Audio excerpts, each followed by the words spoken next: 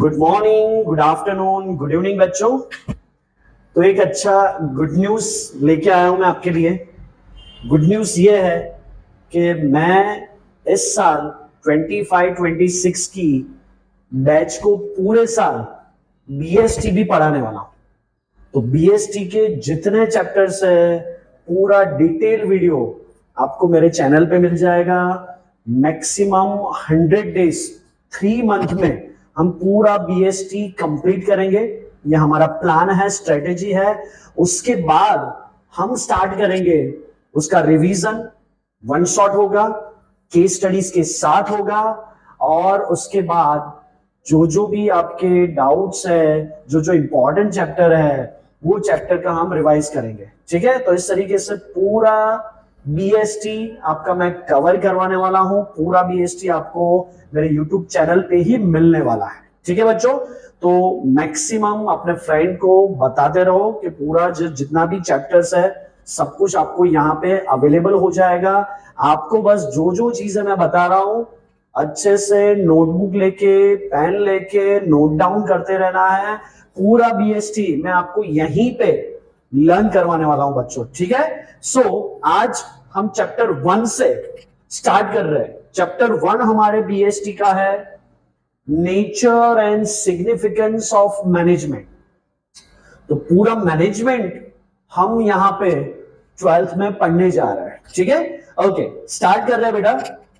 Introduction to management. What makes organisational success. Organisation को, business को success क्या बनाता है?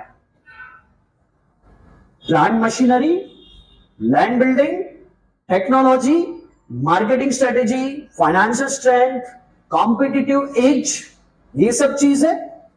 इसके अलावा ऑल ऑफ देम तो है ही है, ये सब चीजें तो चाहिए ही चाहिए बिजनेस को सक्सेस बनाने के लिए। But the most important are क्या है? Employees of the organisation. हमारे एम्प्लॉई हमारी ऐसी एसेट है जो हम कभी भी बैलेंस शीट में नहीं दिखाते, right? And management of the company, right? तो ये दो पिलर, ये दो चीजें ऐसी है कि आप अपने बिजनेस को बड़ी सी बड़ी ऊंचाई पे, सक्सेस पे ले जा सकते हो। People perform lot of activity, बहुत सारी एक्टिविटी करते हैं फाइनेंस रिगार्डिंग। बिजनेस में बहुत सारी एक्टिविटी होती है, फाइनेंस की एक्टिविटी, प्रोडक्शन की एक्टिविटी, राइट? मार्केटिंग, बहुत सारी एक्टिविटी, बहुत सारे डिपार्टमेंट बिजनेस में होते हैं। सो मैनेजमेंट क्या है यहां पे? Management integrates the efforts of this individual to achieve a common goal. सबका, हर इंडिविजुअल का, हर एम्प्लॉय का एक कॉमन गोल होता है। हर एम्प्लॉय, हर इंडिविजुअल क्या करेगा? अपना इंडिविजुअल एफर्ट्स डालेगा। सभी के इंडिविजुअल एफर्ट्स का एक टोटल हमारा क्या हो जाएगा? कॉमन गोल हमारा क्या हो जाएगा?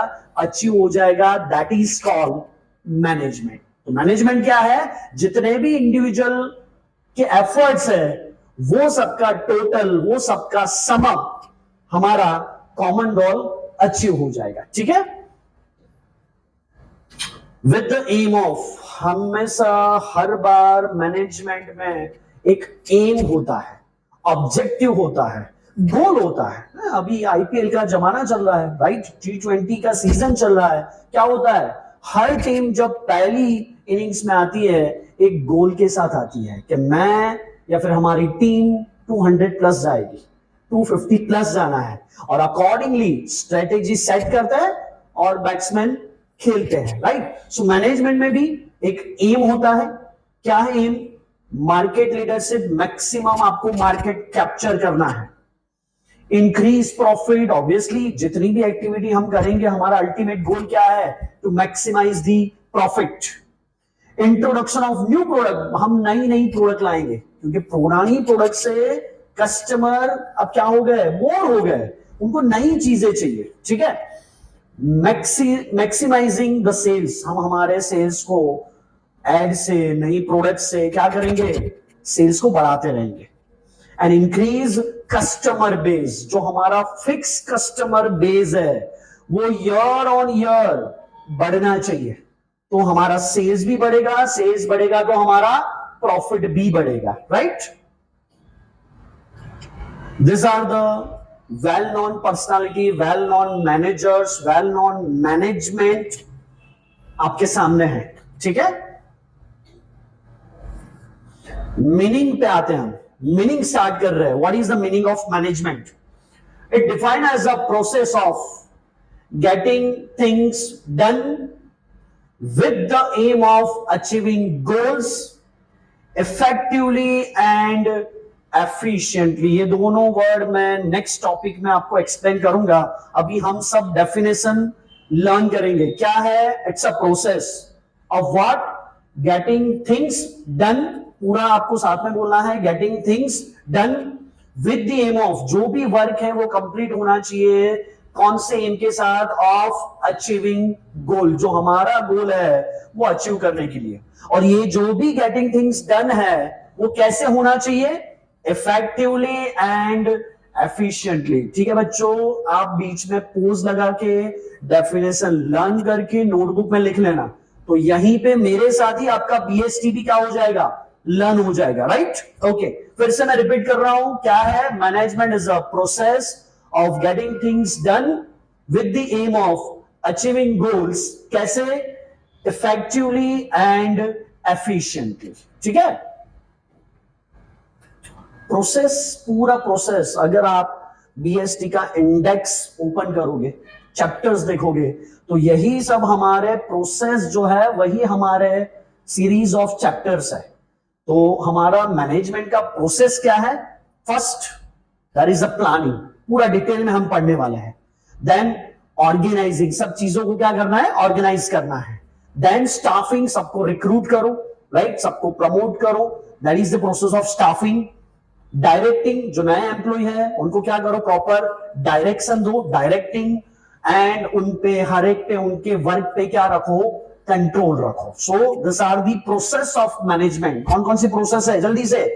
Planning, organizing, staffing, directing and controlling, right.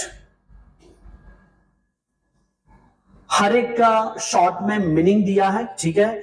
जो जो यहां पे मैं एक्सप्लेन करता रहूंगा उसके कुछ ना कुछ कीवर्ड्स होंगे। आपको बीच में वीडियो पॉज करके क्या करना है? उसके पॉइंट्स और उसके सामने उसके कीवर्ड्स याद रखने हैं। मैं कीवर्ड्स पे फोकस क्यों करूंगा बच्चों?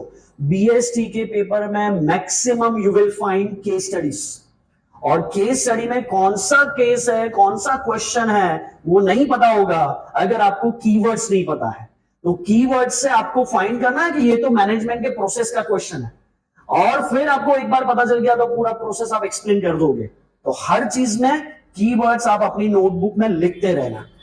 प्लानिंग का डेफिनेशन दिया है, deciding in advance what is to be done in future. ठीक है, आप एडवांस में ही डिसाइड कर लेते हो कि फ्यूचर में क्या करने वाले हो। Organising is the human resources, पूरा जो ह्यूमन है, हमारा एम्प्लॉय है, उसी के बारे में ऑर्गेनाइजिंग में बात होती है, right. In the best possible manner, best possible manner से पूरा जो ह्यूमन रिसोर्सेस है उसको हम क्या करेंगे? ऑर्गेनाइज करेंगे। Staffing, positioning right people, right job eight right time. आपको कीवर्ड्स यहां पे मिलेंगे, right people, right job at a right time. ठीक है, so that is what staffing. Directing, communicate and coordinate. कौन से कीवर्ड्स है? Communicate and coordinate. हर एक के वर्क को आपको क्या करना होगा? कोऑर्डिनेट करना होगा with the people to work effectively together. And controlling, क्या है controlling? Evaluate the progress. हर एक के वर्क को आपको क्या करना है? टाइम टू टाइम इवैल्यूएशन करना है। जैसे आपका सीधा बोर्ड का एग्जाम नहीं होता, बीच में बहुत सारी स्कूल्स की एग्जाम होती है, हम बहुत सारी एग्जाम्स लेते हैं, तो वो आपका क्या हो गया? आप पे कंट्रोलिंग हो गया हमारा, जिससे आपका क्या होगा? टाइम टू टाइम इवैल्यूएशन होगा। So evaluating the process against the plans and making corrections. Evaluation के बाद क्या करना है? आपकी जहां जहां गलती है उसको क्या करना है? करेक्ट करना है। So that is controlling. तो ये मेन 5 प्रोसेस हो गई, ठीक है, उसके मीनिंग हो गए। आगे इफेक्टिवनेस मैंने अभी आपको बताया कि ये दो वर्ड मैं आपको आगे एक्सप्लेन करूंगा। कौन से दो वर्ड है? Effectiveness and efficiency. इसका डिफरेंस भी आगे आएगा, अच्छे से देख लेना दोनों में डिफरेंस क्या है। Concern with doing the right task and achieving the goal. आपको जो काम दिया है, आपने वो टास्क कंप्लीट कर लिया, that is effectiveness. I hope it is clear, right? That is doing the right things. जो आपको दिया है वो आपने कंप्लीट कर लिया। एफिशिएंसी क्या है? Efficiency means doing the task correctly, वो तो है ही, इफेक्टिवनेस में भी है, विथ मिनिमम कॉस्ट। मैंने यहां पे कीवर्ड हाईलाइट किए हैं, ठीक है? Materials and equipment and personal required. So doing things rightly at minimum cost, that is called efficiency. यहां मिनिमम कॉस्ट नहीं है, सिर्फ टास्क कंप्लीट करना है। यहां टास्क कंप्लीट भी करना है अलॉन्ग विथ मिनिमम कॉस्ट। जितना कॉस्ट बिजनेस का कम जाएगा उतना बिजनेस का प्रॉफिट बढ़ेगा, राइट? तो ऐसा वर्क एम्प्लॉय को करना है। सो एम्प्लॉय में दोनों चीजें होनी चाहिए, इफेक्टिवनेस भी होना चाहिए एंड एफिशिएंसी भी होना चाहिए। नेक्स्ट, वही दिया है, क्या है इफेक्टिवनेस, ठीक है? डिटेल में यहां पे दिया है, फिनिशिंग द गिवन टास्क, अपना जो टास्क है वो कंप्लीट करना है। Effectiveness is the management is concern with doing the right tasks, completing activities and achieving the goal, right? In other words, it is concerned with the end result. आपका जो end result है, final result है, final goal है, इसके साथ effectiveness क्या है? concern है। Efficiency means doing the task correctly with minimum cost. इतना learn कर लो efficiency के लिए, ठीक है? Next, effective but not efficient. एक छोटा सा केस स्टडी दिया है, जो इफेक्टिव है बट एफिशिएंट नहीं है। कैसे? Suppose companies target production is 5000 units in a year. To achieve this target, manager has to operate double shift due to power failure most of the time. The manager is able to produce 5000 unit but at high production cost. ठीक है? हमें तो to have a efficient कैसा होना चाहिए? Minimum cost होनी चाहिए। तो इन्होंने टारगेट तो अचीव कर लिया, टास्क कंप्लीट कर लिया, बट एट हाई कॉस्ट। तो इसमें क्या है? इफेक्टिवनेस है बट क्या नहीं है? एफिशिएंसी नहीं है, right? Efficient but not effective. दूसरा एग्जांपल है, बिजनेस में concentrate more on producing goods with fewer resources, that is cutting down cost but not achieving the target. आप कॉस्ट तो कम कर रहे हो बट टारगेट ही अचीव नहीं कर रहे हो। सो उसमें क्या है? एफिशिएंसी है, बट वो एफिशिएंसी कौन से काम की? जिसका आपका गोल ही अचीव ना हो पाए, आपका टारगेट, आपका टास्क ही कंप्लीट ना हो पाए, तो ऐसी कॉस्ट कटिंग हमारे कोई काम की नहीं है, right? So that is efficiency but not effective. Case studies एक दिया है, your this month sales target is 2 crore. Boss ने बोला है कि आपका इस महीने का सेल्स का टारगेट कितना है? 2 करोड़, ठीक है? Great, I have made the sales but in 35 days. Boss ने बोला था इन अ मंथ, यानी 30 डेज में कंप्लीट करना था। आपने कितने डेज में कंप्लीट किया? 35 डेज में। यानी क्या हुआ? You are effective but not efficient. Effective क्यों? आपने अपना टारगेट कंप्लीट कर दिया, राइट? बट कितने दिन की सैलरी में कंप्लीट किया? 35 डेज की सैलरी में। कितने दिन में वो कंप्लीट करना था? 30 डेज की सैलरी में। तो 5 डेज का जो सैलरी का कॉस्ट है वो मैनेजमेंट का बढ़ गया। हमें तो मैनेजमेंट का कॉस्ट क्या करना था? मिनिमम करना था, right? So that's why she is effective but not efficient. वही डिफरेंस दिया है, आप पोस्ट करके स्क्रीनशॉट ले सकते हो, तो दोनों आपका टॉपिक क्लियर हो जाएगा, राइट? आगे बढ़ेंगे। यस, प्रॉब्लम दिया है, केस स्टडीज है। Hero limited target is to produce 10,000 shirts per month at a cost of 150 per shirt. The production manager could achieve the target at a cost of 160. Do you think the production manager is effective? Give one reason in support of your answer. तो क्या होगा answer? Yes, he is effective. as he has achieved the target. But question अगर add में करूं, whether he has effectiveness, no. why? कितना था cost, क्या था 150, और आपने कितना कॉस्ट किया 160, तो इसमें इफेक्टिवनेस क्या है, बिल्कुल नहीं है, right. Level of management, next topic है लेवल्स ऑफ मैनेजमेंट, ठीक है। 3 लेयर्स है ऑफ द मैनेजमेंट। पहला जो लेयर है, every individual in the hierarchy is responsible for successful completion of particular task। Her level पे हर एक के पास क्या होता है, एक रिस्पॉन्सिबिलिटी होता है, और उनको वो जो टास्क है, वो जो रिस्पॉन्सिबिलिटी है, वो क्या करना होता है, फॉलो करना होता है। तो ये रिस्पॉन्सिबिलिटी के बेसिस से ये लेवल है। Second, authority responsibility relationship binds individual as superior subordinate. ये लेवल से एक ट्राइंगल शेप में लेवल होगा, और ये लेवल से, ये स्ट्रक्चर से कौन किसका सुपीरियर है, कौन किसका सबऑर्डिनेट है, वो पता चलेगा, ठीक है। Give rise to different levels in an organisation, और इस तरीके से हमने 3 लेवल्स डिफाइन किए हैं। लेट्स सी, हो गए 3 लेवल्स। टॉप लेवल मैनेजमेंट, जो सबसे टॉप में आपके सीईओज है, डायरेक्टर्स है, वो सब टॉप लेवल पे होंगे, अभी इंडिविजुअली एग्जांपल के साथ देखेंगे।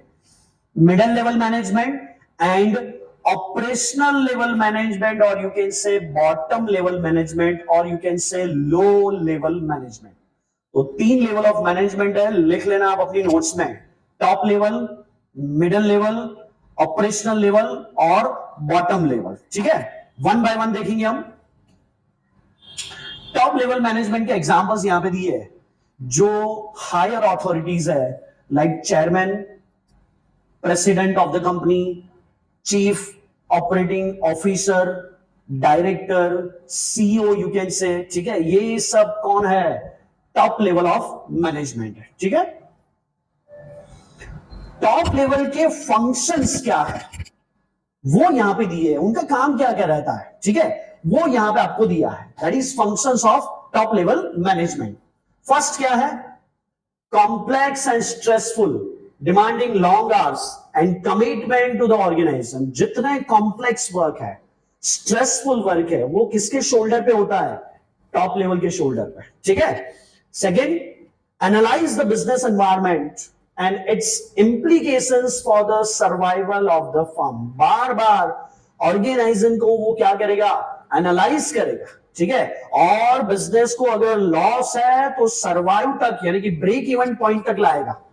ब्रेक इवन है तो प्रॉफिट लेवल पे लाएगा, अगर प्रॉफिट है तो प्रीवियस ईयर के कंपैरिजन में और ज्यादा प्रॉफिट बढ़ाना है, राइट। तो ऐसा कंटिन्यूअस क्या करेगा, वो एनालाइज करेगा, ठीक है। पहला C, that is complex, A analyze, R responsible for the welfare and survival of the organization।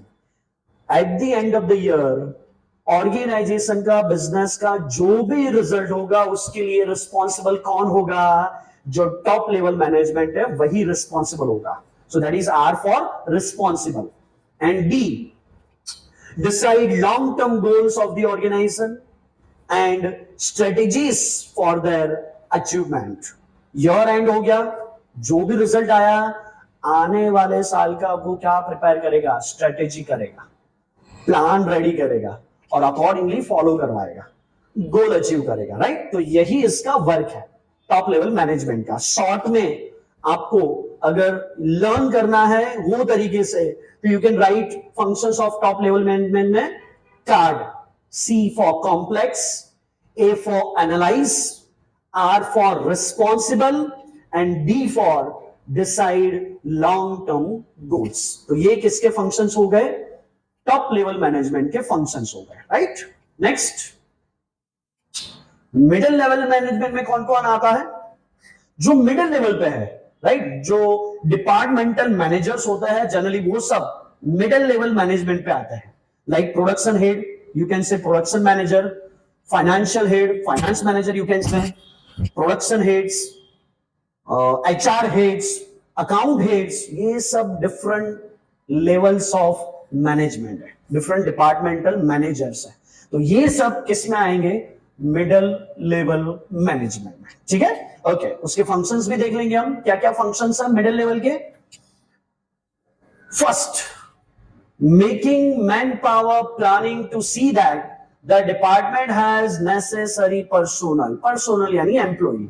हमारे डिपार्टमेंट में कोई अगर बंदा प्रोडक्शन मैनेजर है तो उसके प्रोडक्शन में, उसके डिपार्टमेंट में कितने एम्प्लॉइज चाहिए, वो अपने डिपार्टमेंट के बारे में ही सोचेगा, उनके एम्प्लॉय के बारे में ही सोचेगा। तो उसका पूरा अरेंजमेंट उसे करना है, राइट? पूरा प्लानिंग उसके डिपार्टमेंट का उसी को करना है। So that is making man power planning.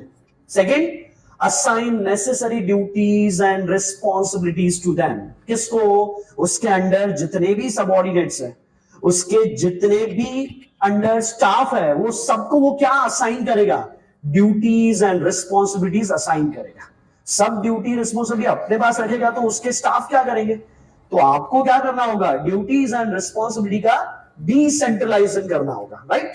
So that is assign duties. See, cooperate with other departments for smooth and functioning of the organization। जितने भी अदर डिपार्टमेंट है उनके साथ कोऑर्डिनेशन का वर्क कौन करेगा? मिडिल लेवल मैनेजमेंट करेगा, उसका कोई स्टाफ नहीं करेगा, राइट? जैसे प्रोडक्शन डिपार्टमेंट को किसके साथ कंसर्न होता है? सेल्स के साथ, अकाउंट्स के साथ। तो ये सबके साथ वो क्या करेगा? बार बार कोऑर्डिनेट करेगा। ठीक है, next, responsible for all the activities of first line manager. उसके डिपार्टमेंट का रिस्पॉन्सिबिलिटी उसके सर पे ही होगा, right? So that is responsible. And responsible for all the activities of the first line manager, वो रिपीट हुआ है। So functions of middle level management main 4 है। MACR, making man power planning, assign duties responsibility, cooperate with other department, and R is responsible for all the activities he has done in his department। ठीक है, right? Next, operational management, bottom level management। 3 layer देखे, ये 3rd level है। ठीक है, उसमें कौन कौन आएगा? Superintendent, section officer, supervisor, workman, foreman. जो फैक्ट्री में जुड़े हुए लोग हैं, जो फील्ड में काम करते हैं, फैक्ट्री के साथ रह के, मशीन के साथ रह से, मशीन पे जो काम करते हैं, वो सब लोग ऑपरेशनल मैनेजमेंट यानी कि बॉटम लेवल में आएंगे। ठीक है, उनका फंक्शंस क्या है? This are their functions. क्या है functions? Solving workers problem and complaints, ensuring proper working environment and safety to the workers, inviting। जो सुपरवाइजर के अंडर 20, 25, 50 लोग वर्कर है, वो वर्कर अच्छे से काम करे, उनका सेफ्टी, उनका प्रॉब्लम का सॉल्यूशन, वो सब डेली वर्क के बारे में सोचना रहता है यहां पे। Next, link between workers and middle level manager, creating better human relation with the worker। जो वर्कर है और मिडिल लेवल, अभी हमने देखा जो डिपार्टमेंटल मैनेजर है, वो दोनों के बीच में लिंक कौन करवाएगा? ये जो सुपरवाइजर है, जो ऑपरेशनल लेवल पे जो मैनेजमेंट है, वो ये दोनों का क्या है? लिंक है। Instructions of the middle management to the workers are pass. जो मिडिल लेवल पे, फॉर एग्जाम्पल प्रोडक्शन मैनेजर ने कोई इंस्ट्रक्शंस दिए हैं, कोई ऑर्डर्स दिए हैं, तो वो ऑर्डर किसके पास जाएगा? सुपरवाइजर के पास, यानी कि ऑपरेशनल लेवल मैनेजमेंट के पास। और वो फॉलो करवाना, वो पास करवाना किसके हाथों में है? किसका वर्क है? जो सुपरवाइजर है, जो ऑपरेशनल मैनेजमेंट है, वो वर्कर्स तक वो पास करेगा। Maintain quality of output, wastage of material is minimize and safety standards are maintain. जो फील्ड में जो क्वालिटी चाहिए, जो सेफ्टी चाहिए, जो स्टैंडर्ड्स चाहिए, वो सब मेंटेन करने का काम टॉप लेवल या मिडिल लेवल का नहीं है। किसका है? जो ऑपरेशनल लेवल पे है, उसका ये सब वर्क है, right? So this are the functions of operational management as for solving worker problem, link between middle management and workers, instructions. किसके इंस्ट्रक्शंस? जो मिडिल मैनेजमेंट के है, वो इंस्ट्रक्शन कहां तक पहुंचाएगा? वर्कर तक। एंड क्या क्या मेंटेन करना है? क्वालिटी, सेफ्टी, स्टैंडर्ड्स, ये सब आपको क्या करना है? यहाँ पे मेंटेन करना है. This is their responsibility, this is their functions, right. बच्चों जहां पे भी आपको बीच में कोई क्वेश्चन है आप कमेंट कर सकते हो, कोई टॉपिक में बहुत डीप में जाना है कमेंट कर सकते हो, या फिर जो जो पॉइंट्स मैं लिखवा रहा हूं यहाँ पे आपको दिख रहा है वो आपको पॉइंट्स लिखने हैं. पॉइंट्स का एक नोटबुक अच्छे से बना लो, कीवर्ड्स का नोटबुक बना लो, राइट. वही बार बार रिवाइज करते रहो. पूरा बीएसटी इसी तरीके से मैं आपको लर्न करवा दूंगा, 100% गारंटी है मेरा. ठीक है, आगे बढ़े हम. नेक्स्ट है questions to be discuss in the class. ठीक है, ये तो बाद में डिस्कस करेंगे.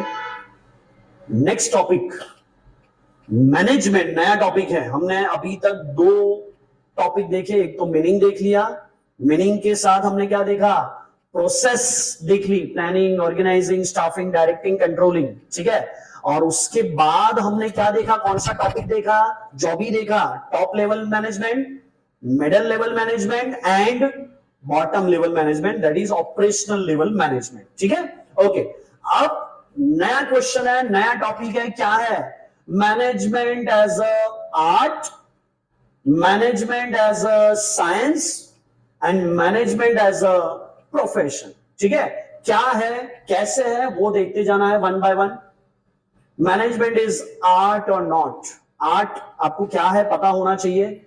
आर्ट के लिए 2 चीज याद रखना.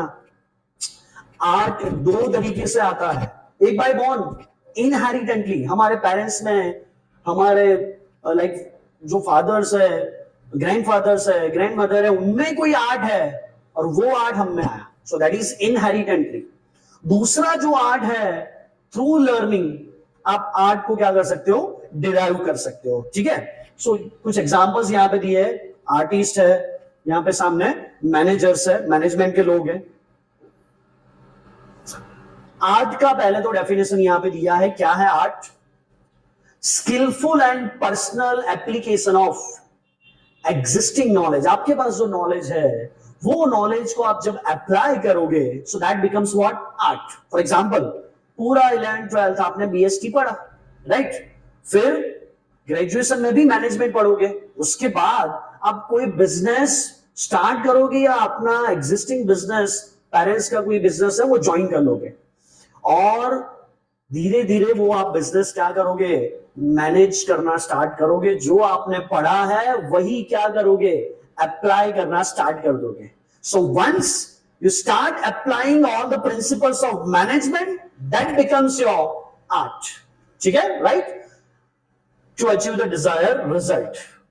सो this is the art. Art के फीचर्स दिए हैं.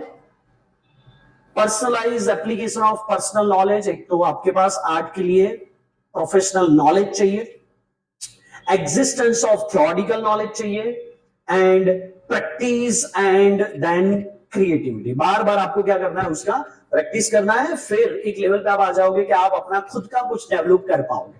जैसे म्यूजिक में होता है, सिंगिंग में होता है. ठीक है, तो ये सब आर्ट की चीजें है. डांस में होता है कि पहले आप क्या करते हो, उसका पूरा नॉलेज एक्वायर करते हो, फिर प्रैक्टिस के थ्रू वो आर्ट डेवलप हो जाता है. फिर अपने क्रिएटिविटी आ जाती है कि कुछ नया भी आप क्या कर सकते हो, इन्वेंट कर सकते हो. सो that is the nature, that is the features of art. Each artist has his own style and approach towards his job. अब आर्ट में भी ऐसा है कि अगर आपने म्यूजिक सीखा, 2 फ्रेंड है, राइट, मिस्टर ए है, मिस्टर बी है, दोनों ने कोई जगह पे जाके म्यूजिक सीखा या डांस सीखा. ठीक है, सबको उनको जो डांस टीचर है सेम सिखाया गया है, सेम नॉलेज डिलीवर हुआ है, बट कोई अच्छे से परफॉर्म कर पाएगा, कोई थोड़ा कम परफॉर्म कर पाएगा, राइट. क्या रीजन बीइंग क्या है, आर्ट एक क्या है, एप्लीकेशन ऑफ पर्सनल स्किल. आप उसको कैसे अप्लाई कर रहे हो, दैट इज इंपॉर्टेंट. ठीक है, एक्टर्स का यहाँ पे एग्जाम्पल दिया है, पढ़ के आप समझ सकते हो. प्रैक्टिकल नॉलेज, ठीक है, to become a good singer the person may not only be knowing the different ragas और instrument, but different pitch, variety to use them appropriately. ये सब भी आपको आना चाहिए. Existence of theoretical knowledge. Literature on dance or music is widely or recognized and can be learned. ठीक है, so theoretical knowledge भी होना चाहिए. प्रैक्टिस एंड क्रिएटिविटी जो अभी हमने टॉपिक देखा वो थ्रू प्रैक्टिस आप ये आर्ट की स्किल को क्या कर सकते हो और ज्यादा डेवलप कर सकते हो। ठीक है, इस टॉपिक जो हमारा था that is management is art or not. ठीक है, स्टार्ट करेंगे। मैनेजर्स के एग्जांपल दिए हैं, कुछ आर्टिस्ट के एग्जांपल दिए हैं, हमें मैनेजमेंट आर्ट है या नहीं वो प्रूव करना है। ठीक है, this is the definition of art. क्या है? Skillful and personal application of existing knowledge. आपके अंदर आपने जो नॉलेज एक्वायर किया है वो नॉलेज को आप जब क्या करोगे, अप्लाई करोगे, then that becomes your skill. ठीक है, and to achieve the organizational result. ये बिजनेस ओरिएंटेड डेफिनेशन दी है। So which are the features of art? Personalize application of personal knowledge. सबको सेम नॉलेज होता है। नॉलेज तो सब, जैसे बीइंग हम टीचर सबको पढ़ाते हैं, नॉलेज तो सबको सेम ही डिलीवर होता है। स्टिल किसी का 98 आता है, किसी का 50 आता है, किसी का 60 आता है। So that is up to your application of knowledge. ये आपका आर्ट हो गया। Second, existence of theoretical knowledge. हर एक के पास एक थ्योरेटिकल नॉलेज होना चाहिए, तो ही आप उसको क्या कर पाओगे, अप्लाई कर पाओगे। Third, practice and creativity. Through practice आप अपने आर्ट को और ज्यादा डेवलप कर सकते हो। तो ये तीन फीचर्स आर्ट के होने चाहिए। एप्लीकेशन ऑफ पर्सनल स्किल, दो एक्टर है, दोनों एक्टिंग में है, दोनों का स्किल एप्लीकेशन क्या है, डिफरेंट है। ठीक है, प्रैक्टिस एंड नॉलेज। हर एक सिंगर होते हैं, एग्जांपल यहां पे दिया है, हर एक बहुत सारे सिंगर होते हैं, बट कोई इसमें अच्छा है, कोई उसमें अच्छा है, कोई इसमें अच्छा है, right? So that is practical knowledge. Existence of theoretical knowledge. ठीक है, सबके अंदर थ्योरेटिकल नॉलेज क्या होना चाहिए, एग्जिस्ट करना चाहिए। सो this is the features of art. Practice and creativity. Through practice, through creativity आप आर्ट को क्या कर सकते हो, ज्यादा से ज्यादा डेवलप कर सकते हो। Now let us see whether management is art or not. ये इंपॉर्टेंट है। ठीक है, two managers use the theoretical knowledge of management in totally different ways, like two singers or two painters. So like in any art, in management too, a manager apply his acquired knowledge in personalized and unique manner. आप लोगों ने ऐसा सुना होगा, देखा होगा कि दो सेम यूनिवर्सिटी से एमबीए किए हुए गोल्ड मेडलिस्ट डिफरेंट जगह पे जॉब के लिए जाते हैं। एक अपनी कंपनी को कहां से कहां उसको पहुंचा देता है, कितने टाइम्स उनका प्रॉफिट कर देता है, और दूसरा वही कंपनी को जो जहां पे थी वहां से बहुत नीचे ले जा रहा है, लॉस में ले गया। दोनों सेम यूनिवर्सिटी थे, दोनों ने एक्वायर नॉलेज सही किया, बट दोनों का जो एप्लीकेशन ऑफ नॉलेज है, दोनों का जो आर्ट था वो क्या था, डिफरेंट था, right? So management is also like an art, how you are applying your existence knowledge. ठीक है, students of management also apply this principle of differently depending on how creative they are after long practice. ठीक है, so first, yes, application of personal skill is just like an art. ठीक है, आगे practice and creativity. Art में practice and creativity होती है, management में क्या है? Management satisfies this criteria as manager gains experience through regular practice. जितना एक्सपीरियंस मैनेजर होगा उतनी उसकी एफिशिएंसी, इफेक्टिवनेस ज्यादा होगी, उसका सक्सेस उतना ज्यादा होगा, उसका डिसीजन उतना स्ट्रांग होगा, right? So through practice, through creativity, management का जो आर्ट है वो क्या हो सकता है, डेवलप हो सकता है, right? So practice and creativity is also a yes. Existence of theoretical knowledge. As an art management too there is a lot of literature available. Management के लिए बहुत सारे प्रोफेशनल कोर्सेज डेवलप हो चुके हैं, बहुत सारे लिटरेचर, बहुत सारे बुक्स, प्रिंसिपल्स आप सेकेंड चैप्टर में पढ़ोगे, बहुत सारी चीजें अवेलेबल है एज लाइक एन आर्ट। ठीक है, सो यस, ये भी फीचर किसके जैसा है, आर्ट के जैसा है। So conclusion, all the features of art are present in the management. So management is an art of getting things done by others. ठीक है, तो हमने प्रूव कर दिया कि मैनेजमेंट क्या है, आर्ट है. नेक्स्ट, अब सेकंड देखना है whether management is science or not. Late us सी. सबसे पहले साइंस क्या है ये देखेंगे. Systematic body of knowledge. याद रखना, साइंस क्या है, एक सिस्टमैटिक बॉडी ऑफ नॉलेज है दैट एक्सप्लेन, जो क्या एक्सप्लेन करता है, सर्टेन जनरल ट्रूथ और ऑपरेशंस ऑफ जनरल लॉ. ठीक है, which is based on law, जिसमें ट्रूथ होता है, जो लॉ है उसके प्रूवन है, और जिसमें क्या होता है, ट्रूथ होता है. So that is what science is all about. Features based on experimentation.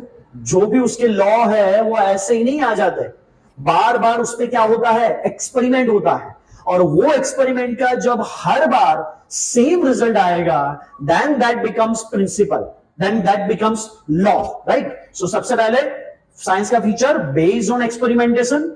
Universal applicability. वो जो साइंस का लॉ है वो वर्ल्ड के कोई भी कोने में चले जाओ, वो क्या होगा, हर जगह सेम ही रिजल्ट देगा. सो that is universal applicable. And systematic body of knowledge. इसका जो बॉडी ऑफ नॉलेज है वो कैसा है, सिस्टमैटिक वे में, स्टेप बाय स्टेप आपको साइंटिफिकली सब चीजें दी होगी. So that is what features of science. So बस वन बाय वन वही एक्सप्लेन किया है. Based on experimentation, universally acceptable and systematic body of knowledge. ठीक है. For example, when metals are heated, they are expanded. So this is systematic body of knowledge हो गया. ठीक है. Okay. अब whether management is science or not, ये जो feature है वो मैनेजमेंट के साथ मैच कर रहा है कि नहीं, वो हमें प्रूव करना है. Let us see. Based on experimentation and observation,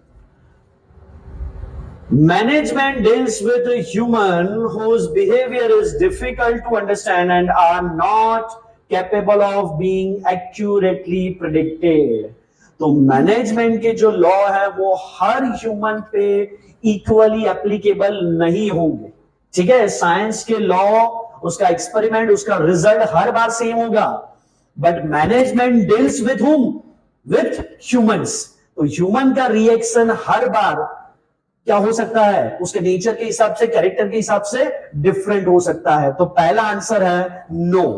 second, not universal applicable. Since the principle of management have to be modified according to given situation, their application and use is not universal. आगे जाके हम पढ़ेंगे principles of management. ठीक है. वो जो principal of management है वो कुछ सिचुएशन में एप्लीकेबल है, बट हर जगह, हर बिजनेस में वो रूल्स एप्लीकेबल नहीं है. तो to have a science, second क्या होना चाहिए, वो यूनिवर्सली एप्लीकेबल होना चाहिए, जो मैनेजमेंट के केस में नहीं है. Systemise body of knowledge third character था, फीचर्स था.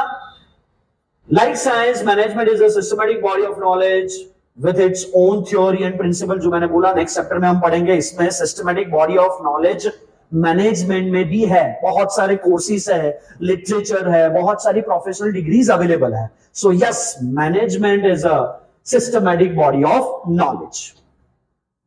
So what is the conclusion? Not exact that of science. It deals with the human beings which keep on changing and it is very difficult to predict their behavior. So management is not exact like science. वो exact science तो नहीं है. कुछ character match कर रहे हैं, सब character match नहीं कर रहे हैं.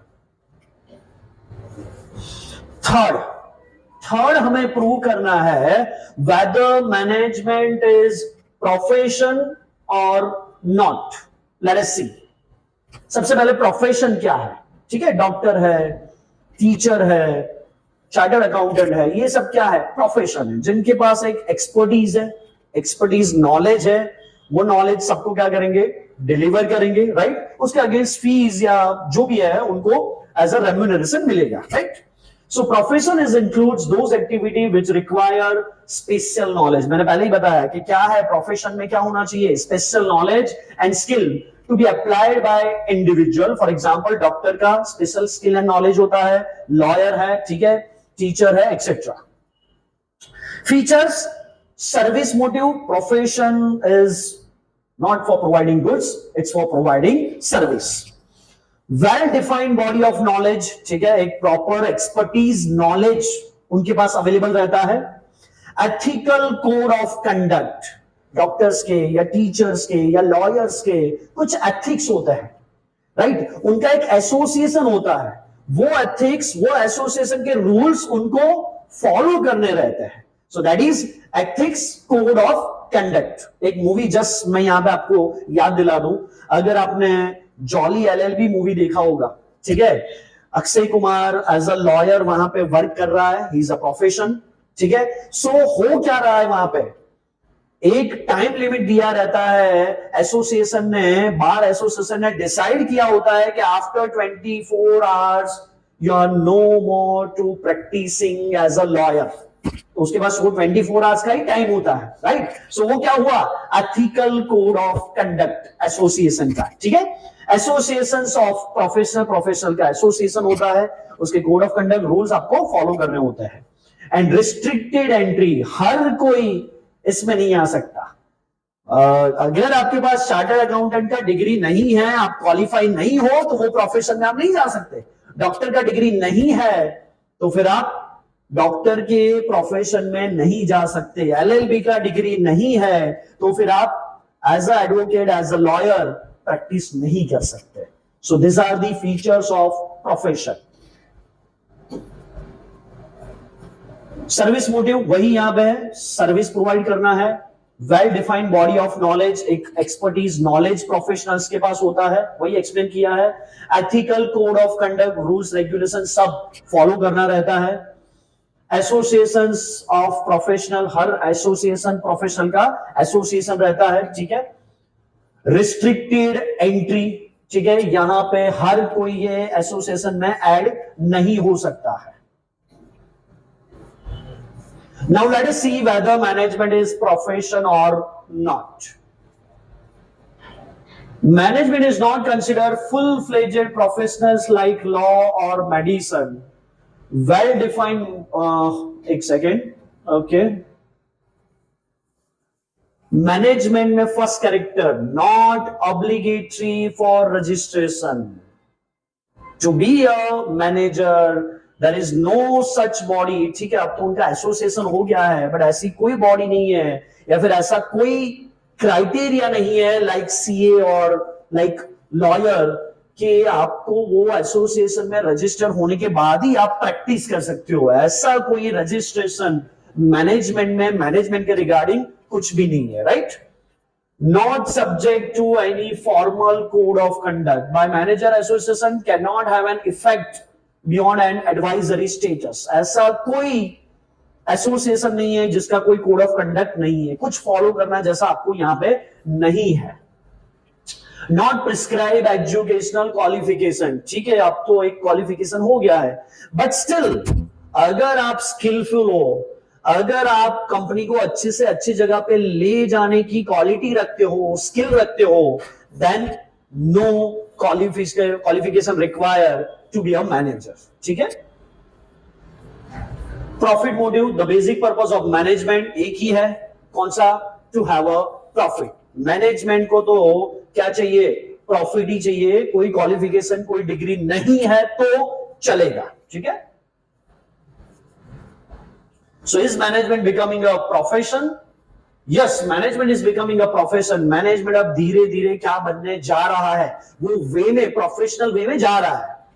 This can be seen emerging trends in the business, जो बिजनेस में आजकल देखने को मिल रहा है. All big companies appoint professional manager at all level, but बड़ी बड़ी कंपनी में आपके पास क्वालिफाइड डिग्री होना तो ही आप मैनेजर बन सकते हो. तो बड़ी बड़ी कंपनी में अब ये अप्लाई होने जा रहा है, ये प्रोफेशनल बनने जा रहा है. Many Indian companies take initiative to replace family members by professional manager. पहले ऐसा था कि खुद के घर के लोग ही जनरल मैनेजर या डायरेक्टर बन जाते थे, ठीक है। अब ऐसा नहीं है, कंपनी को बहुत अच्छे से रन करना है तो क्वालिफाई स्किलफुल मैनेजमेंट की जरूरत है, ठीक है। सो ये जो क्वेश्चन था, 3 क्वेश्चन हमने कवर किए, whether management is an art or not, whether management is a science or not, and third whether management is a profession or not, ठीक है। क्लियर है बच्चों। नेक्स्ट क्वेश्चन, लॉन्ग क्वेश्चन में आपको ये मिल सकता है, इंपॉर्टेंट क्वेश्चन है, क्या है, nature of management. Nature of management में इतने पॉइंट्स है, 1 2 3 4 5 6 7, टोटल 7 पॉइंट्स में आपको एक्सप्लेन करने जा रहा हूं, ठीक है। 7 के 7 पॉइंट्स आपको नोटबुक में लिख लेने हैं, जहां जहां जो पॉइंट लगे, कीवर्ड्स मैंने आपको पहले ही बोला था, कीवर्ड्स जो पॉइंट में आपको लग रहा है वो लिखते जाना है, ठीक है। फिर उसको बार बार रिवाइज करते रहो, आप अच्छे से अगर एग्जाम में क्वेश्चन आया तो अटेम्प्ट कर सकते हो, ठीक है। ओके, तो फर्स्ट पॉइंट 1 बाय 1 एक एक पॉइंट में एक्सप्लेन करने जा रहा हूं, फिर पूरे 7 के 7 पॉइंट हम क्या करेंगे, लर्न करेंगे। देखो, first point, multi dimensional management कैसा है, मल्टी डायमेंशनल है eight all level, I would say. Management of work, translate the work, that is purchase manager होता है, सेल्स मैनेजर होता है, फाइनेंस मैनेजर होता है, and provides guidance to achieve it. तो मैनेजमेंट हर डिपार्टमेंट में चाहिए। Then management of people, motivates people work towards achieving the organizational goal. तो जहां लोग है वहां पे भी क्या चाहिए, मैनेजमेंट चाहिए, जहां वर्क है वहां पे भी मैनेजमेंट चाहिए, ठीक है। एंड मैनेजमेंट ऑफ ऑपरेशन, जहां वर्क हो रहा है, काम हो रहा है फैक्ट्री में, मशीन पे, वहां पे भी क्या चाहिए, मैनेजमेंट चाहिए। तो मल्टी डायमेंशनल हो गया, management of work, management of people and management of operation. It provides process which involves conversion of input into output, ठीक है। रॉ मटेरियल आपने इंट्रोड्यूस किया मशीन में, उस पर प्रोसेस होगा and your final result will be your finish goods. तो वो ऑपरेशन में भी क्या चाहिए, मैनेजमेंट चाहिए। तो इस तरीके से it is multi dimensional, of work, of people, of operations, right. Next, second process है, सेकेंड फीचर्स ऑब्जेक्टिव है, कंटिन्यूअस प्रोसेस। मैनेजमेंट कैसा है, कंटिन्यूअस प्रोसेस है। एक बार आपने कोई चीज के लिए मैनेजमेंट किया, आपका गोल अचीव हो गया, वापस फर्दर नया गोल आप सेट करोगे और उसको अचीव करने के लिए हम क्या करेंगे, पूरा प्रोसेस करेंगे। अगेन गोल अचीव हो गया, अगेन थर्ड गोल सेट करो। सो इस तरीके से management is a continuous process, series of continuous but separate functions like planning, organizing, directing, staffing, controlling, which are together performed by all managers all the time, ठीक है। हर बार ये सब functions चलते ही रहेंगे, प्लानिंग चलेगा, फिर उसको ऑर्गेनाइज करेंगे, स्टाफिंग होगा, डायरेक्टिंग होगा, कंट्रोलिंग होगा, ठीक है। अगेन आपका गोल अचीव हो गया, वंस मोर क्या होगा, planning, organizing, staffing, directing and controlling. So that's why this process is continuous process, right. Third point, group activity. Management कैसा है, इट्स अ ग्रुप एक्टिविटी। जहां एक बंदा है, 2 लोग हैं, वहां मैनेजमेंट की जरूरत नहीं है, because management deals with the people. जहां लोग होंगे वहां पे ही मैनेजमेंट की जरूरत पड़ेगी, right. In organization, different individuals have different needs. हर एक एम्प्लॉय को इंडिविजुअल की डिफरेंट नीड्स होती है। लाइक हायर सैलरी, किसी को हाई सैलरी चाहिए, ये तो ऑलमोस्ट सबका नीड्स ही होता है। प्रमोशन सबको चाहिए, लर्निंग सीखना है, खुद का नॉलेज बढ़ाना है, सो दैट उसका फ्यूचर में क्या हो, सैलरी बढ़े, प्रमोशन मिले, राइट।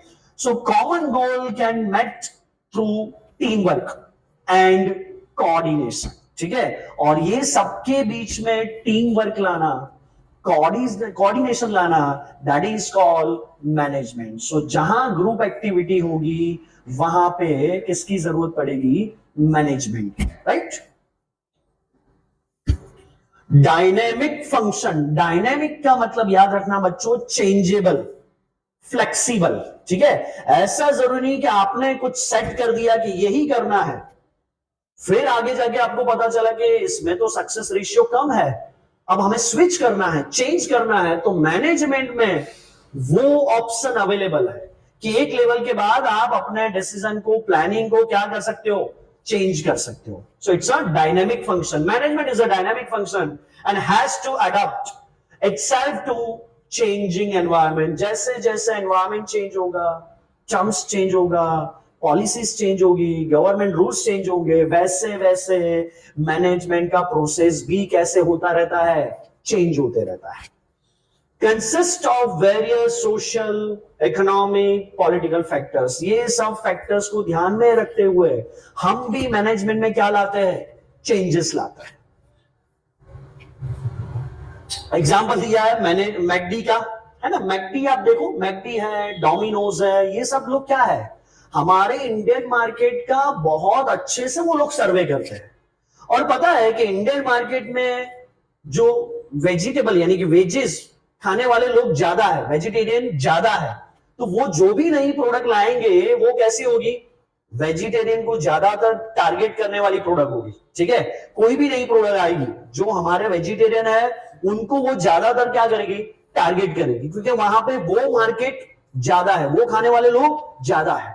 सो जो वो मार्केट का टेस्ट है, प्रेफरेंस है, वैसी ही प्रोडक्ट लाएगा, ठीक है। So that is dynamic function. US के मार्केट में कोई और प्रोडक्ट को वो प्रमोट करेंगे, यूके के मार्केट में वहां के टेस्ट एंड प्रेफरेंस के हिसाब से प्रोडक्ट डिजाइन करेंगे। यहां का मार्केट वैसा है तो उस तरीके से वो क्या करेंगे, प्रोडक्ट डिजाइन करेंगे। So that is called dynamic function. हर जगह economic factor, social factor, political factor different है, तो अकॉर्डिंगली वो क्या करेंगे, अपनी प्रोडक्ट को डिजाइन करेंगे। So that is called dynamic function. Goal oriented process. Management कैसा है, गोल ओरिएंटेड है। अगर गोल नहीं है तो मैनेजमेंट नहीं है, याद रखना बच्चों, ठीक है। Different organization have different goal. हर ऑर्गेनाइजेशन का डिफरेंट गोल होता है। Efforts of different individuals in the organizations are directed towards achieving this goal। और जो भी इंडिविजुअल वर्क कर रहा है, मैनेजर वर्क कर रहा है, टॉप लेवल पे मैनेजमेंट पे जो वर्क हो रहा है, सब लोग किसके पीछे है, जो हमारे बिजनेस का मेन गोल है वो अचीव करने के लिए सब लोग क्या कर रहे हैं, वर्क कर रहे हैं, ठीक है। सो that's why management is what, goal oriented process. कुछ एग्जांपल दिया है, school provides quality education. School में क्वालिटी एजुकेशन प्रोवाइड किया जाता है, ठीक है, जिससे सब बच्चों का रिजल्ट आए, इंप्रूवमेंट हो, उनकी लाइफ अच्छे से हो जाए। Mobile company to increase the customer base. Mobile company का मोटिव क्या होता है, मैक्सिमम उनके मोबाइल का सेल हो, उनका कस्टमर बेस बने। एक बार कस्टमर को, फॉर एग्जांपल जो कस्टमर आईफोन यूज करता है, ठीक है, फिर अगर वो आईफोन पुराना होगा, ओल्ड वर्जन होगा, बिगड़ेगा, टूट जाएगा, वो नया फोन कौन सा बाय करेगा, आईफोन ही बाय करेगा। तो वो कस्टमर, उसका कस्टमर बेस हो गया, वो कस्टमर फिक्स हो गया है। तो ये कंपनी का क्या हो सकता है, गोल हो सकता है, राइट। इंटेंजिबल फोर्स, ये कुछ नई चीज है, ठीक है। आप लोगों ने अकाउंट्स में पढ़ा होगा tangible asset, intangible asset. Intangible यानी आपको पता है which can not be seen, which can not be touch. तो ये कौन से फोर्सेस है, which cannot be seen but its presence can be felt when organization achieve goals, targets are met according to plan, and employees are happy and satisfied. Search engine giant, full time employees, high rate earners with reported salary, ये just Google का आपको target वगैरह दिया है। See, presence can be felt when organization achieve goals, targets are met means motivation. ऐसे बहुत सारे factors है, इनटेंजिबल फैक्टर्स है, जो मैनेजमेंट को क्या कर रहे हैं, मोटिवेट कर रहे हैं, एम्प्लॉइज को मोटिवेट कर रहे हैं। तो कौन सा वर्ड यहां पे आएगा, इनटेंजिबल फोर्स में मोटिवेशन, ठीक है। एम्प्लॉय को आप हर साल, फॉर एग्जांपल आपने सुना होगा कि दिवाली में बोनस दिया जाता है, ठीक है। हर साल जैसे ही नया फाइनेंशियल ईयर स्टार्ट हो, उन्हें क्या इंक्रीमेंट दिया जाता है, ठीक है, सैलरी बढ़ाई जाती है। क्या रीजन भी क्या है, इससे उनको क्या मिलेगा, एक मोटिवेशन मिलेगा। मोटिवेशन का मैनेजमेंट में एग्जैक्ट वर्ड क्या हो गया?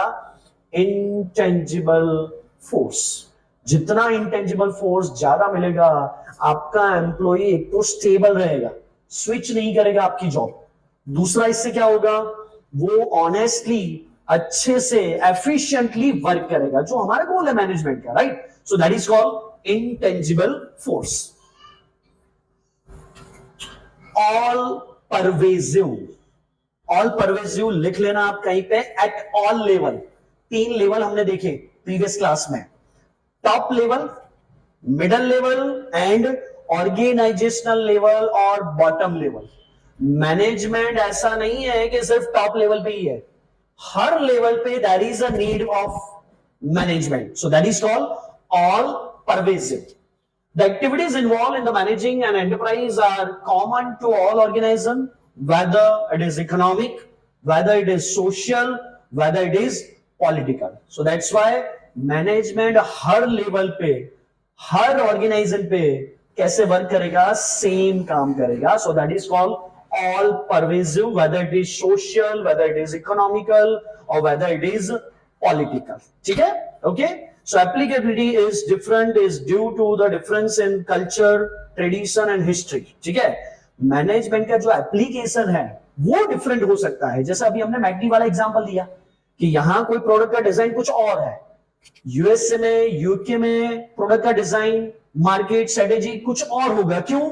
वहां का इकोनॉमिक, सोशल और पॉलिटिकल नेचर, एनवायरमेंट डिफरेंट है, यहां का डिफरेंट है। So that is all pervasive. Management is eight all level.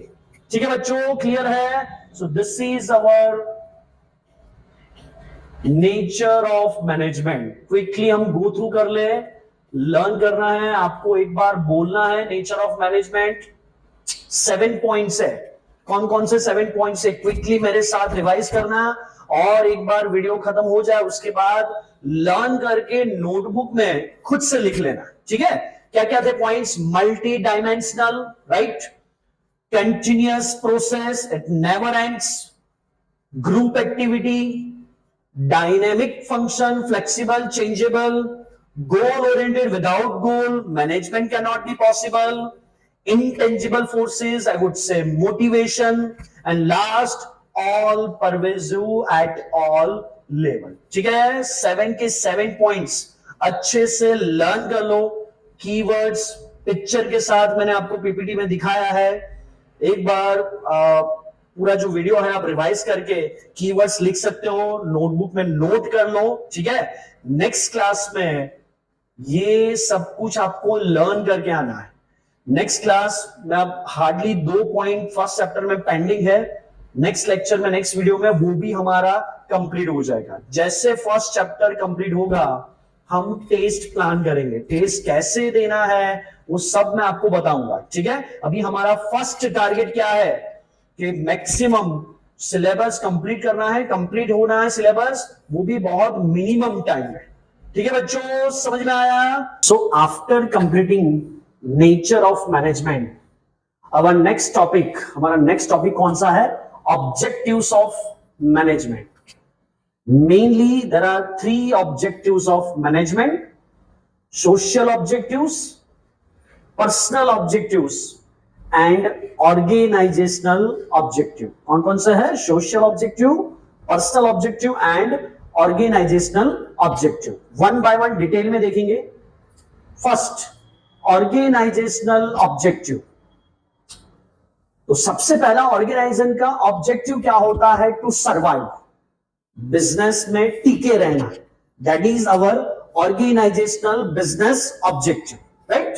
To survive an organization must earn enough revenue to cover cost by reducing wastage, right?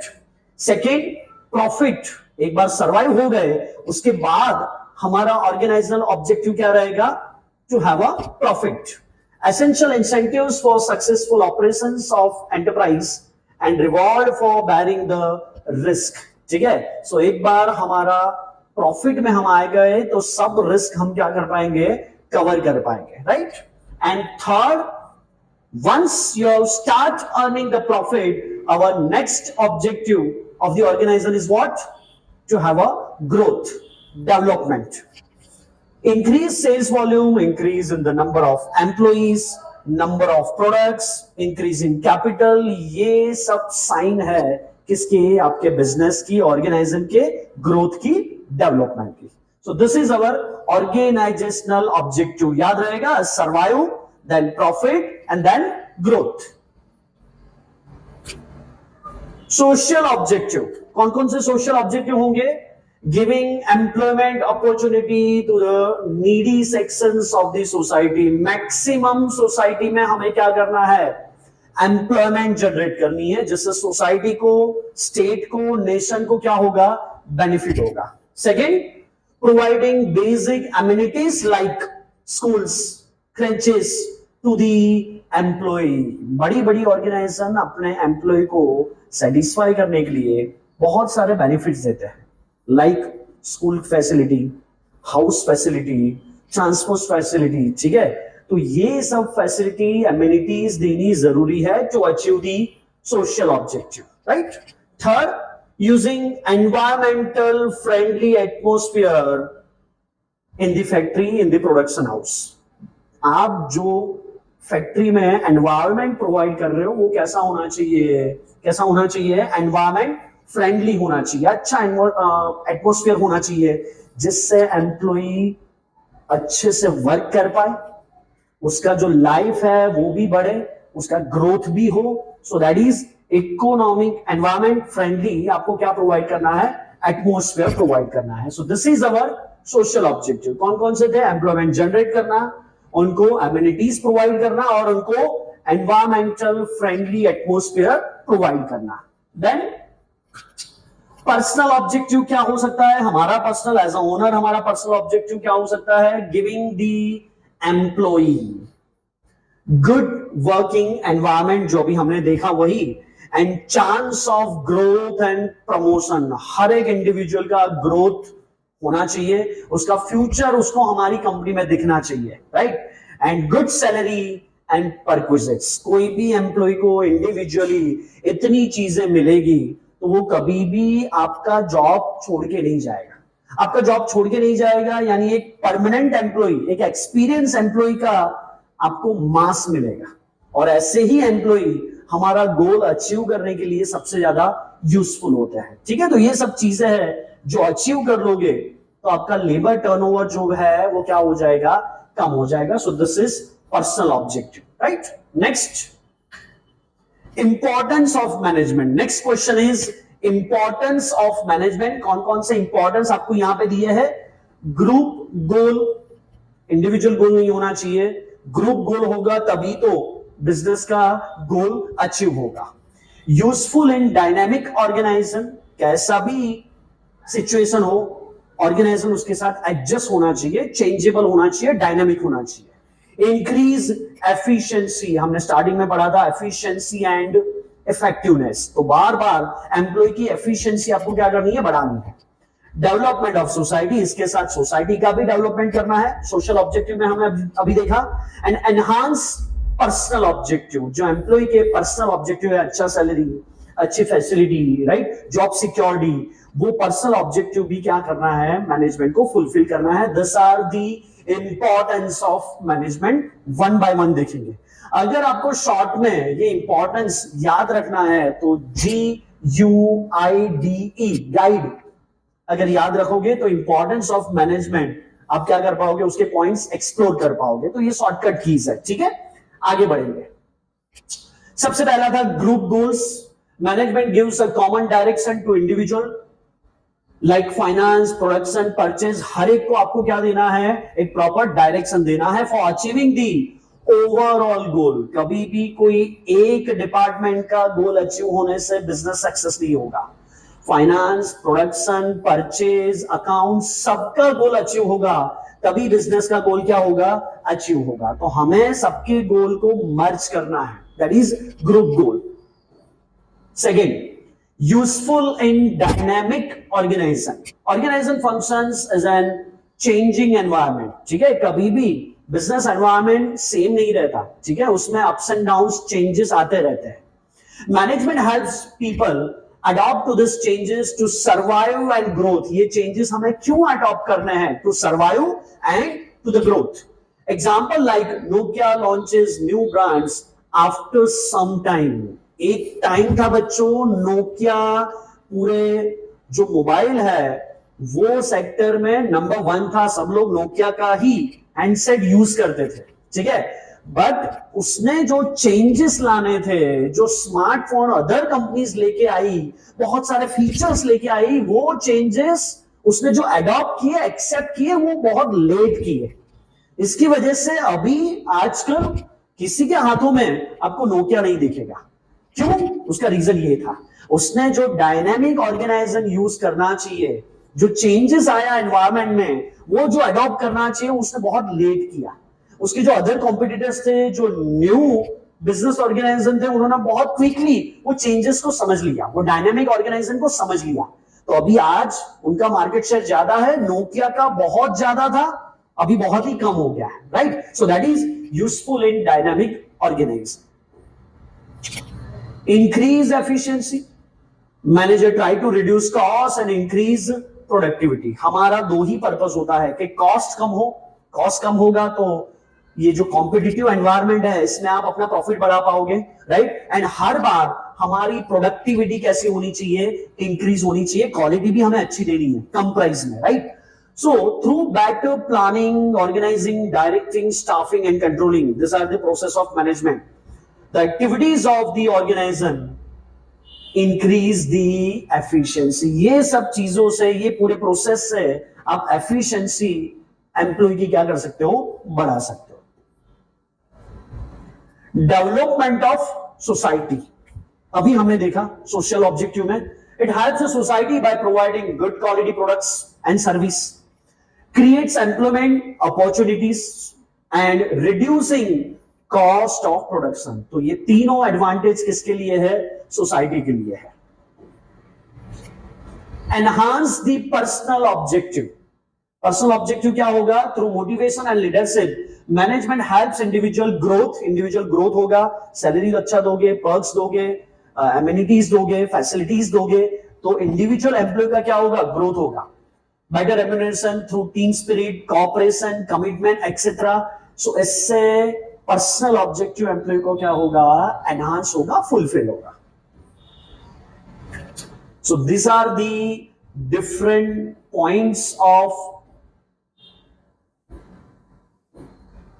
importance of management. ठीक है, कौन कौन से थे? Group goal, dynamic organization, increase efficiency, development of society and enhance personal objective. Short में you can say guide. Is it okay बच्चों? ठीक है। So this is importance of management. अब हम आगे बढ़ेंगे towards almost last topic of this chapter and that is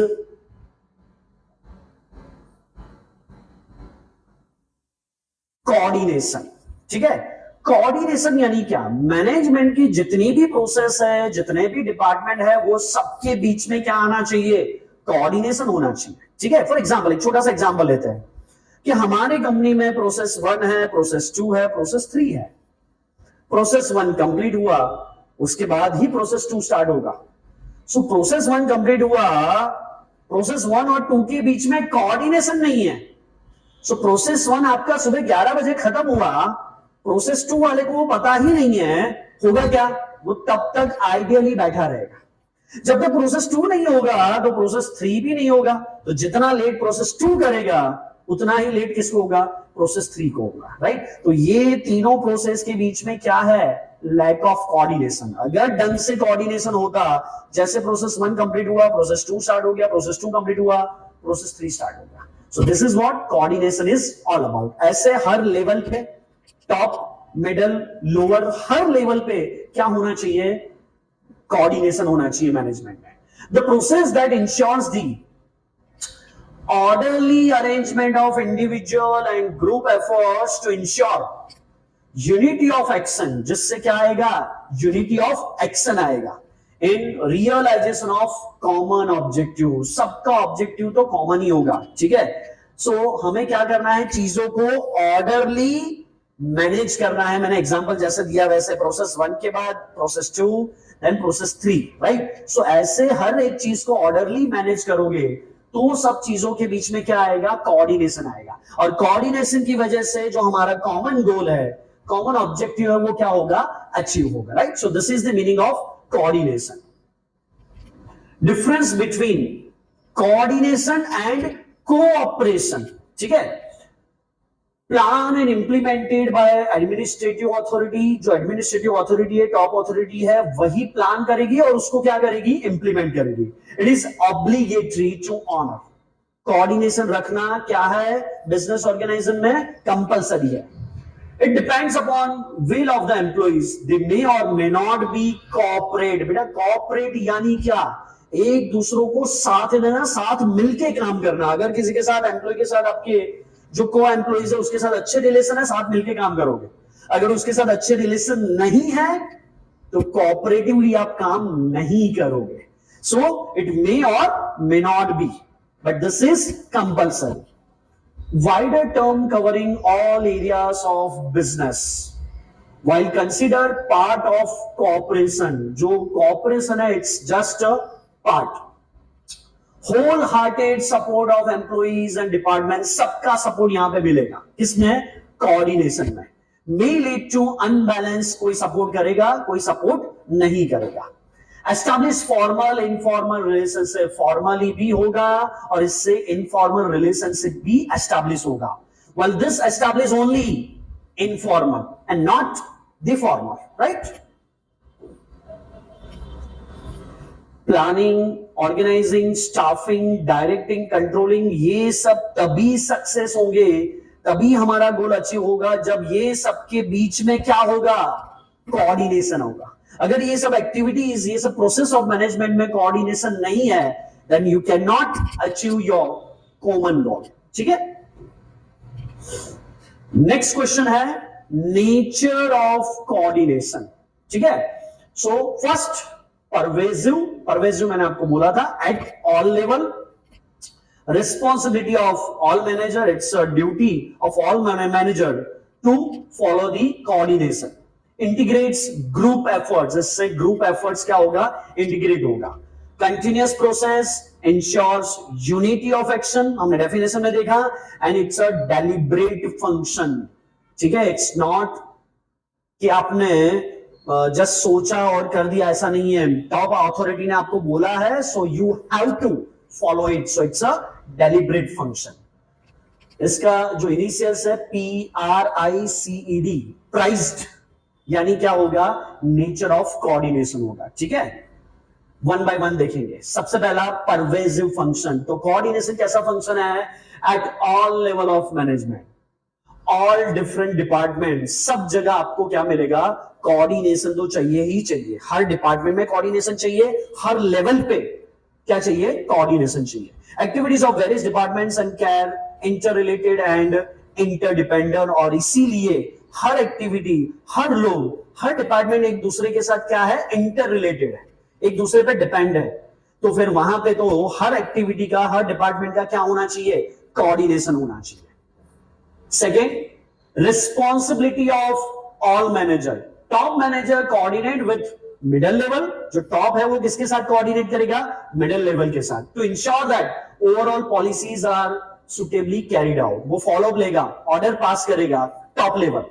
middle level coordinates with both, middle level दोनों के साथ कोऑर्डिनेट करेगा, टॉप के साथ भी और जो बॉटम लेवल है वहां पे भी वो क्या करेगा, कोऑर्डिनेट करेगा। While operational, that is bottom level coordinates with its workers, उसके अंडर, सुपरवाइजर के अंडर जो वर्कर्स है, to ensure work proceeds according to plan, plan के अकॉर्डिंगली सब कुछ चल रहा है कि नहीं, वर्कर्स काम कर रहे हैं कि नहीं, वो कौन चेक करेगा, ऑपरेशनल लेवल, बॉटम लेवल, ठीक है। तो हर लेवल पे मैनेजर क्या कर रहा है, कोऑर्डिनेशन कर रहा है। Integrates group efforts, coordination unites diverse interest into purposeful, सबका इंटरेस्ट डिफरेंट होगा, हर एक अपनी पर्सनल नीड के लिए जॉब कर रहा है, बट कोऑर्डिनेशन क्या कर रहा है, सबका एक कॉमन गोल सेट कर रहा है और उसको अचीव कर रहा है। That is the work of coordination. And work activity and give a common focus to group effort. सबको एक common goal पे ले आएगा, और जो हमारा जो बिजनेस का गोल है, जो कॉमन गोल है, वो हम क्या करेंगे, अचीव करेंगे. Continuous process. ऐसा नहीं है कि आज कोऑर्डिनेशन किया कल जरूरत नहीं होगी. No, every day at all level 24/7 coordination is required. So it's a continuous process. Coordination is all time, which begins at the planning stage. कहां से स्टार्ट होगा, प्लानिंग स्टेज से, एंड कंटिन्यूअस टिल जो last stage, last process of management है, that is controlling, वहां तक क्या चलेगा, कोऑर्डिनेशन तो चलेगा. अगेन प्लानिंग स्टार्ट होगा तो कोऑर्डिनेशन आ जाएगा, अगेन कहां तक चलेगा, वो कंट्रोलिंग तक चलेगा. So it is continuous process. Ensures unity of action. ठीक है, कोऑर्डिनेशन की वजह से जो एक्शन है उसमें यूनिटी आएगी. दो चार लोग या दो चार मैनेजर, अगर आपके जो सुपीरियर है वो हर बंदा आपको कुछ डिफरेंट एक्शन के लिए बोल रहा है, डिफरेंट वर्क दे रहा है, तो आप किसका फॉलो करोगे, वो पता ही नहीं चलेगा. कोऑर्डिनेशन की वजह से क्या आएगा, यूनिटी ऑफ एक्शन आएगा. It secure unity between departments and ensures that all action is aim at achieving the goal of the organization. जितने डिपार्टमेंट है वो सबके बीच में एक बार कोऑर्डिनेशन आ जाएगा तो क्या होगा, यूनिटी ऑफ एक्शन होगा, हमारा कॉमन गोल अचीव हो जाएगा. Then deliberate function. Management coordinates the efforts of different people in a careful and plan manner. ठीक है, so that members of departments work willingly. आपने मैनेजमेंट ने ऐसा वर्क डिजाइन किया है, कैसा, केयरफुल, एंड कैसा है, प्रॉपर प्लान मैनर में है. वो अचीव होने के लिए क्या होना चाहिए, वो फंक्शन में, वो वर्क में क्या होना चाहिए, कोऑर्डिनेशन होना चाहिए. So members of departments work willingly. इससे जो हमारे मेंबर्स है, वर्कर है, वो मोटिवेट होके वर्क करेंगे. तो ये मोटिवेशन का वर्क किसका है, प्रोवाइड करना किसका काम है, कोऑर्डिनेशन का. Coordination is an essence, importance of an management. ठीक है, मैनेजमेंट के लिए सबसे इंपॉर्टेंट चीज क्या है, coordination. Coordination is not a separate function. ये कोई सेपरेट अलग से फंक्शन नहीं है. It's a part of management function, but essence of management, management का सबसे इंपॉर्टेंट वर्क है ये. Like thread in Garland, coordination is a part of all management function. जितने management of function है सब में important कौन सा है, coordination. Process of coordinating the activities of an organization begins at the planning stage itself. और ये process कहां से start हो जाती है, planning से ही start हो जाता है. किसका वर्क, coordination का. कहां तक चलता है, till controlling तक, right? So that's why coordination is an essence of management. हर जगह पे कोऑर्डिनेशन चाहिए. रफली यहां पे दिया है वन मीनिंग. आगे जाके हम इंडिविजुअल ये चैप्टर्स पढ़ने वाले हैं. ठीक है, तो मीनिंग क्या है, प्लानिंग में it require between master plan and supportive plans of different department. जो मास्टर प्लान होता है और उसका एक सपोर्टिव प्लान होता है, उसके बीच में क्या लाना जरूरी है, कोऑर्डिनेशन लाना जरूरी है. ऑर्गेनाइजिंग लेवल पे it require between different resource of an organisation and also between authority, responsibility and accountability. Organisation में जनरली ये चीजें आती है, ऑथोरिटी, रिस्पॉन्सिबिलिटी एंड अकाउंटेबिलिटी. तो ये सबके बीच में कोऑर्डिनेशन लाने का वर्क मैनेजमेंट में यहां पे होता है. Staffing, it require between skills of person and job assign to him. किसका कितना स्किल है, उसके अकॉर्डिंगली हम उसको क्या असाइन करते हैं, जॉब. तो ये दोनों में बैलेंस लाने का वर्क किसका है, कोऑर्डिनेशन का है. Directing required between superior and subordinate, between orders, instructions, guidelines, suggestions. Superior होता है, उसके अंडर सबऑर्डिनेट्स होता है. ठीक है, सो सुपीरियर क्या देगा, ऑर्डर्स देगा, इंस्ट्रक्शंस देगा, गाइडलाइंस देगा, सजेशंस देगा. वो टॉप से लेके बॉटम तक, सुपीरियर से सबऑर्डिनेट तक पहुंच रहा है कि नहीं, ये वर्क किसका है, कोऑर्डिनेशन का है. एंड कंट्रोलिंग में कैसे होगा coordination, it require between established standards and actual performance. Controlling यानी क्या, आपने जो प्लान किया था उसके अकॉर्डिंगली एक्चुअल रिजल्ट मिला है कि नहीं, वो चेक करना, वो परफॉर्मेंस चेक करना, दैट इज कंट्रोलिंग. तो प्लान और एक्चुअल में जो हमें क्या करना है, कंपेयर करना है, दैट इज वहां पे अगेन किसकी जरूरत होगी, कोऑर्डिनेशन की। अगर अच्छे से पहले से लेकर लास्ट तक कोऑर्डिनेशन हुआ है तो कंट्रोलिंग में आपको रिजल्ट सही मिलेगा, आपका गोल अचीव होगा, right. So at all level, at all functions of management, coordination is necessary, important. Next question है इंपॉर्टेंस ऑफ कोऑर्डिनेशन। ठीक है, 3 इंपॉर्टेंस आपको दिए हैं। First, growth in size, second, functional differentiation and third, specialisation. ये 3 important चीजें हैं जो कोऑर्डिनेशन की वजह से आती है। देखेंगे first, growth in size. As organization grow in size, the number of people employed also increase, right?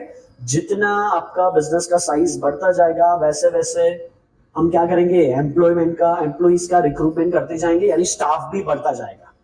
So it's necessary that all individuals work towards the common goal. तो बहुत जरूरी है वो टाइम पे कि हर एक बंदा, हर एक हमारा एम्प्लॉय वो एक कॉमन गोल के लिए ही क्या करता हो, वर्क कर रहा हो। ठीक है, तो वो लाने का काम किसका है, कोऑर्डिनेशन का है।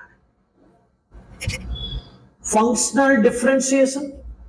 Functions of an organisation are divided into departments और डिविजन्स। लाइक फाइनेंस, तो फाइनेंस का कुछ गोल अलग से उसका सेट है, वो उसी के लिए वर्क करेगा।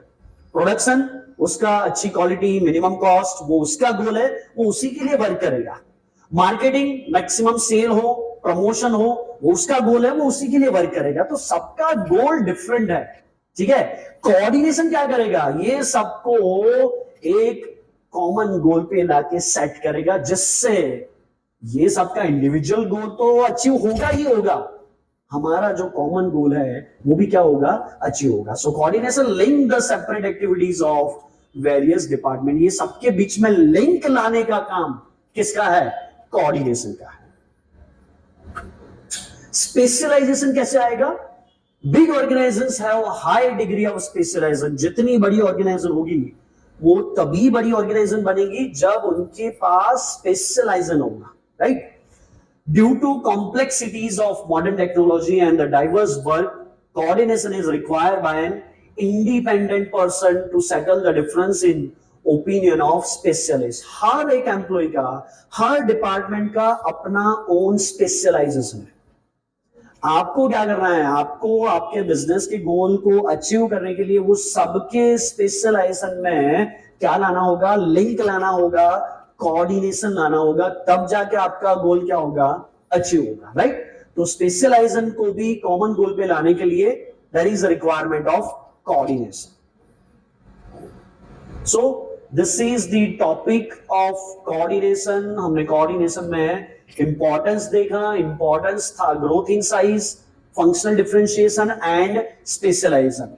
इसके अलावा हमने कोऑर्डिनेशन में कौन सा टॉपिक देखा, nature of coordination, pervasive at functions, all managers, integrate group efforts, continuous process, unity of actions and deliberate functions. ठीक है, सो ये था हमारा चैप्टर 1।